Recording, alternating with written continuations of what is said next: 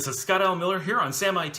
Today I want to talk about, are you writing for everyone to read? Here's something that I think a lot of people don't think about. When you write to other people, when you're posting, whether it's a blog or you're posting on social media, which are all great, I highly recommend you get out there and spend more time getting your words out there. It doesn't matter what you do day to day. It doesn't matter how good you are at expressing yourself in writing. I recommend that you spend some time, more time than you do. Everyone needs to spend more time doing this, getting your thoughts out there in the public space, because the more you do it, the better you get at it. And in IT, being able to express ourselves is pretty important. It's something that we use to convey our technical ideas to the business, and we need to be able to do that well, because if we don't do it well, the business won't understand what we're trying to convey and may not do what they need to do because they didn't understand. Now, one of the things I find to be a very powerful tool mentally is thinking about who I'm writing to when I write online. A lot of people will hide behind usernames that don't give any information about who they are. They may have false locations, and all of that's fine. And some people work in businesses that require that based on internal politics or legal reasons or whatever. So I understand that sometimes you have to hide. But in general, for most people, you want to get out there and do it publicly. Even if you're not doing it with your own public presence, think about it as if you were. And the thing that I ask a lot of people is, would you be comfortable if your boss was reading the things you said? Would you be comfortable if your coworkers were reading the things you said? And I understand sometimes you may be complaining that your job is terrible or your coworkers are idiots. That's not quite what I mean. What I mean is, when you're having a professional interaction and you're proposing an idea or explaining your environment or giving the logical reason for why you've done something, are you writing to the right people? Are you writing to the stakeholders? Are you writing to decision makers? Or are you arguing with peers that you want to prove wrong? This is a really powerful concept, and one that I'm surprised a lot of people miss, or at least as far as I can tell they do. I've been asked, well, would you be comfortable if your boss saw what you were writing? Absolutely. In fact, my boss almost always does see what I'm writing. My writing has shown up in interviews. It has been taken by vendors into enterprise management, in banks. My direct manager has gotten it. Their managers have gotten it. I sometimes write with the intention of my manager reading it, or I just expect that they will, or I know that they might. I do everything under my own name. It's incredibly public. I think about who's reading my stuff all the time.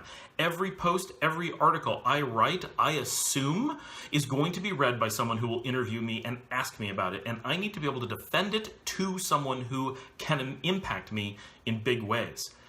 A lot of people seem to miss this. I see a lot of people writing responses or ideas based on things that may be self-serving, but would be really awful, or I assume really awful, should their boss or CEO or owner read what they wrote.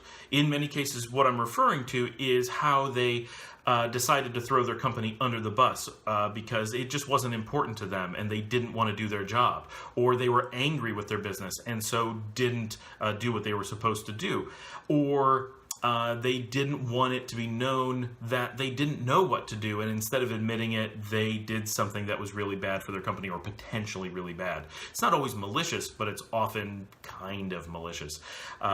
It could be as simple as having an emotional reaction and refusing to come up with logical reasons for decisions that they've made that sound awfully questionable when someone asks them about them. For example, someone may say that they simply refuse to not spend $10,000 to deal with adjusting a very small amount of time or asking for flexible hours or something.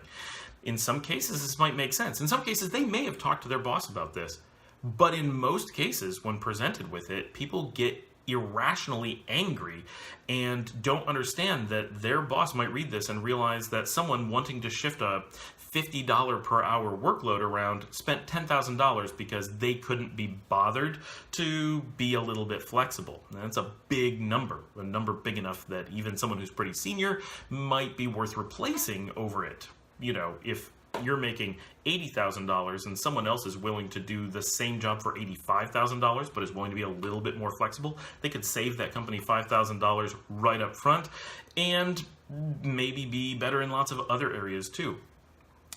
these kinds of things are very surprising to me, that people forget who might be reading it or who should be reading it. I realize a lot of people hide, and so they feel they're protected. But if you ask someone, would you have said this to your CEO, just because you're saying it to a peer in another company, when they ask you why you made the decisions that you did for IT, think about it. Would you be comfortable if you had said the exact same logic to the CEO? Now, I'm not saying you have to write to the CEO and put things in terms they'll understand, but what if someone took what you wrote on a technical level and repeated it to the CEO in business terms, right? So another good example is, a lot of people will say, and I understand that this is simply their thought process, and it's not meant to be malicious in any way, but they may say, well, I need high availability for my environment.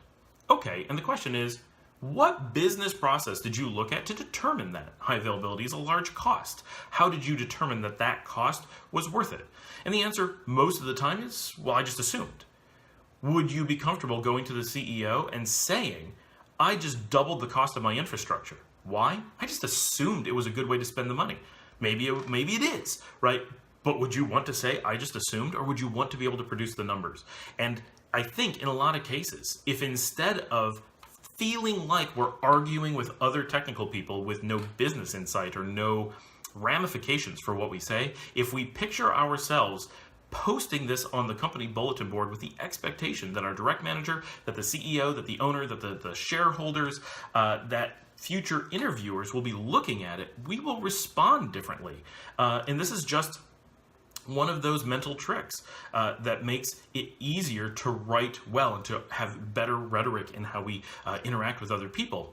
It's very, very easy for us to insulate ourselves emotionally when talking to our peers and simply use technology or this is how it works kinds of things to bypass really important bits of logic. But if we were thinking of it that we were speaking to someone who is in a position to potentially not hire us because we said these things, or to fire us for doing a bad job, or to simply not be happy with the work we did, we might react completely differently based nothing except on how we picture who might be reading it. So this is something that I challenge everyone to go out and do, is think about, what if every single thing you wrote was being read by someone who mattered to you, both today and in the future? And if you are comfortable with what you're saying being something that they will read, great. And if you're not, maybe you shouldn't be saying it to a peer either, because it's something that you may be ashamed of, or fail to be proud of, or it did not reflect what you wanted to convey. By doing this, not only will we improve how we post, that's great, but hopefully it gives us a chance to identify weaknesses in our logic and thought processes in other places. By breaking down little decisions by being challenged by other professionals, gives us an opportunity to reevaluate how we are evaluating our decisions. And this is huge for our personal, professional, and mental growth.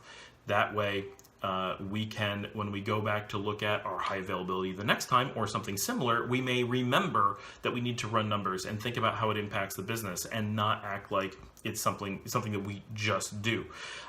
So I hope that this is beneficial. Please comment below and talk about how you think about this, or if you have questions about how do you think about things this way. This is a little bit tricky and very esoteric, so I understand that, but I also think it's one of those things that's incredibly beneficial for people to internalize and change how they present information, because I think it really does aid to growth, and it's one of those tools that I have found to be incredibly valuable for me personally over the years. Remember to like and subscribe here on the Sam IT channel. And if you want to support us, we're going to be putting links for Patreon below, where you can directly support this series and help me create more IT content for everyone out there.